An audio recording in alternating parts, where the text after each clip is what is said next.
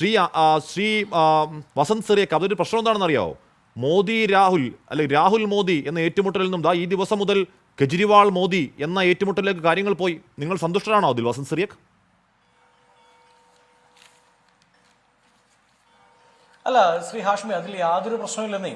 ഞങ്ങൾ ഇൻക്ലൂസീവ് പൊളിറ്റിക്സിന്റെ ആൾക്കാരാണ്. സ്വാഭാവികമായും അത് പാർട്ടിക്കുള്ളിലാണെങ്കിലും മുന്നണിക്കുള്ളിലാണെങ്കിലും മോദി വേഴ്സസ് രാഹുൽ തന്നെയാണ് ഈ രാജ്യത്തിന്റെ മൂഡ് എന്നതിൽ യാതൊരു സംശയവും വേണ്ട.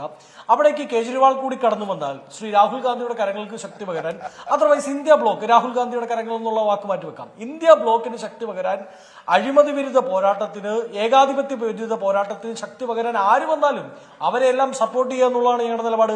കേജ്രിവാളിന് വേണ്ടി കോടതിയിൽ ഹാജരായ അഭിഭാഷകനാരാണ്? മനു അഭിഷേക് സിംഗ്വിയാണ്. സിംഗ്വി കോൺഗ്രസിന്റെ ഓൺ ലീഡറാണ്.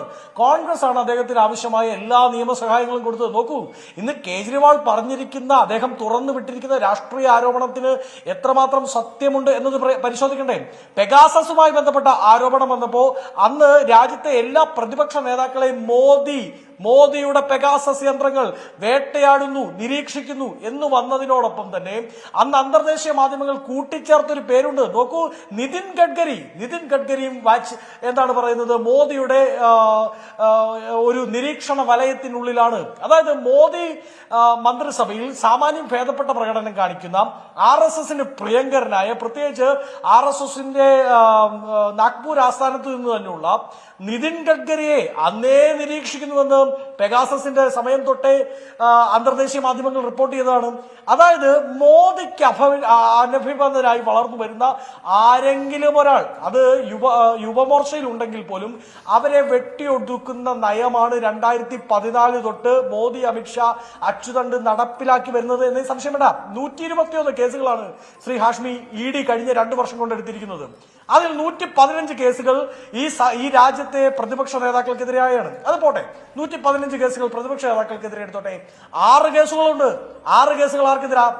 6 കേസിലൊന്ന് വസുന്ധര രാജ സിന്ധ്യയുടെ മകന്റെ പേര് ദുഷ്യന്ത് സിംഗിനെതിരായി കേസെടുക്കുന്നത് രാജസ്ഥാനിൽ ഇവർ അധികാരത്തിലേക്ക് എത്തുമ്പോൾ വസുന്ധര രാജ സിന്ധ്യ പറയുന്നു, ഞാനവിടെ മുഖ്യമന്ത്രി ആയിരുന്ന ആളാണ്, ഈ തെരഞ്ഞെടുപ്പിനെ നയിച്ചത് ഞാനാണ്, എനിക്ക് സ്വാഭാവികമായും ഇവിടുത്തെ വോട്ട് ബാങ്കിൽ ഒരു വലിയ സ്വാധീനമുണ്ട്, ആ മുഖ്യമന്ത്രി പദം വീണ്ടും എനിക്ക് കിട്ടണം എന്ന് പറയുന്നു. അപ്പൊ BJPയുടെ സെൻട്രൽ കമ്മിറ്റി എന്ന് പറയുന്നത് അമിത്ഷായും മോദിയും മാത്രമാണ്. അവർ തീരുമാനിക്കുന്നു, പറ്റില്ല, വസുന്ധര മാറി നിൽക്കട്ടെ, പുതിയൊരാൾ വരട്ടെ, വസുന്ധരയ്ക്ക് ഈ തവണ കൂടി മുഖ്യമന്ത്രി പദം കൊടുത്താൽ മോദിക്ക് ശേഷം മറ്റൊരാൾ ആര് എന്ന ചോദ്യത്തിലേക്ക് വസുന്ധര വളർന്നു കയറി വരും. അപ്പൊ വസുന്ധര ആ പാർട്ടിക്കുള്ളിൽ വലിയ കലാപക്കൊടി ഉയർത്തുന്നു. അന്നത്തെ രാജസ്ഥാൻ മാധ്യമങ്ങളൊക്കെ അത് റിപ്പോർട്ട് ചെയ്യുന്നുണ്ട്.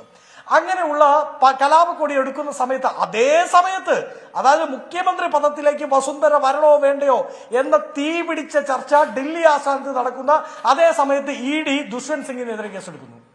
ദുഷ്യന്ത് സിംഗിനെതിരായ കേസ് അതിന്റെ പീക്കിലേക്ക് എത്തുന്നു. വസുന്ധര മുഖ്യമന്ത്രി സ്ഥാനം എന്ന ക്ലെയിം ഒഴിവാക്കുന്നു, അവർ പിന്മാറുന്നു, അവർ ബാക്ക് സീറ്റിലേക്ക് അവർ ഇറങ്ങിയിരിക്കുന്നു. ദുഷ്യന്ത് സിംഗിനെതിരായ കേസ് ED കെട്ടിപ്പൂട്ടി പാളെ കളയുന്നു. ഇനി പ്രതിപക്ഷ നേതാക്കൾക്കെതിരെ 2014 ആന്റി UPA ഒരു അഴിമതി സർക്കാരാണ് ഇത് എന്ന് പറഞ്ഞുകൊണ്ടാണല്ലോ ഇവർ അധികാരത്തിൽ വന്നത്. അന്ന് ഇവർ പറഞ്ഞിരുന്ന അഴിമതിക്കാർ ആരൊക്കെയായിരുന്നു? ഒന്ന് ഹിമന്ത് വിശ്വ ശർമ്മ, അതായത് രാജ്യം കണ്ട ഏറ്റവും വലിയ തട്ടിപ്പാണ് ശാരദാ കുംഭകോണം എന്ന് പ്രസംഗിച്ച നരേന്ദ്രമോദിയാണ്. ഹിമന്ത് വിശ്വ ശർമ്മ ഇന്ന് എവിടെയാണ്? അജിത് പവാറിന്റെ പാർട്ടിയെ മഹാരാഷ്ട്രയിൽ പോയി വലിയ റാലി അഭിസംബോധന ചെയ്തുകൊണ്ട് Amit Shah NCP naturally corrupted party. അഴിമതിയുടെ മുങ്ങാങ്കുഴിയിൽ ആണ്ട് കിടക്കുന്നവർ പോലും BJPയിലേക്ക് പോയാൽ വിശുദ്ധരായ കേസുകൾ അന്തരീക്ഷത്തിൽ ആവിയാവുന്ന മാജിക്ക് എത്ര കാലമായി രാജ്യം കാണുന്നതാണ്. അപ്പൊ താങ്കൾ ഒരു പുതിയ കാര്യം എന്ന നിലയ്ക്ക് അവതരിപ്പിക്കേണ്ട. അല്ല, ഞാൻ പറഞ്ഞത് അതിനേക്കാൾ പ്രധാനപ്പെട്ടാണ്. 115 കേസുകൾ പോയി അവിടെ നിൽക്കട്ടെ, ബാക്കി 6 കേസുകൾ എടുത്തിരിക്കുന്നത് പാർട്ടിക്കുള്ളിൽ മോദിക്കെതിരായി ശബ്ദമുയർത്തിയവർ, മോദി, അമിത്ഷാ, അച്യുതണ്ടിനെതിരായി ഭീഷണിയായി വരുമെന്ന് തോന്നിയവർക്കെതിരെ കേസെടുത്ത് ഒതുക്കിയിട്ടുണ്ട്. എങ്ങനെയാണോ പ്രതിപക്ഷ നേതാക്കളെ വേട്ടയാടിയത്, അതേ രീതിയിൽ എങ്ങനെയാണോ പ്രതിപക്ഷത്തിൽ നിൽക്കുന്നവരെ സ്വന്തം പാർട്ടിയിലേക്ക് കൊണ്ടുവരാൻ വേണ്ടി കേന്ദ്ര ഏജൻസികളെ ഉപയോഗിച്ചത്, അതേ രീതിയിൽ സ്വന്തം പാർട്ടിക്കുള്ളിൽ വളർന്നു വരുന്നവന്റെ ഉച്ചിക്കടിക്കാൻ വേണ്ടി ചുറ്റികയായി തന്നെ കേന്ദ്ര ഏജൻസികളെ മോദിയോ അമിത്ഷായും ഉപയോഗിച്ചു. അതിന്ന് കേജ്രിവാൾ തുറന്നു പറയുന്നു. അത് തുറന്നു പറയുന്നത് വരും ദിവസങ്ങളിൽ വലിയ പൊട്ടിത്തെറി BJPക്കുള്ളിൽ ഉണ്ടാക്കുമെന്നാണ് ഞങ്ങൾ പ്രതീക്ഷിക്കുന്നത്. അവസാനഘട്ട തെരഞ്ഞെടുപ്പിലേക്ക് എത്തുമ്പോൾ അത് BJPക്കുള്ളിൽ തന്നെ പാളയത്തിലെ പടയായി മാറി അത് ഇന്ത്യ ബ്ലോക്കിന് വലിയ ശക്തി പകരും എന്നതിൽ ഞങ്ങൾക്ക് യാതൊരു സംശയവുമില്ല.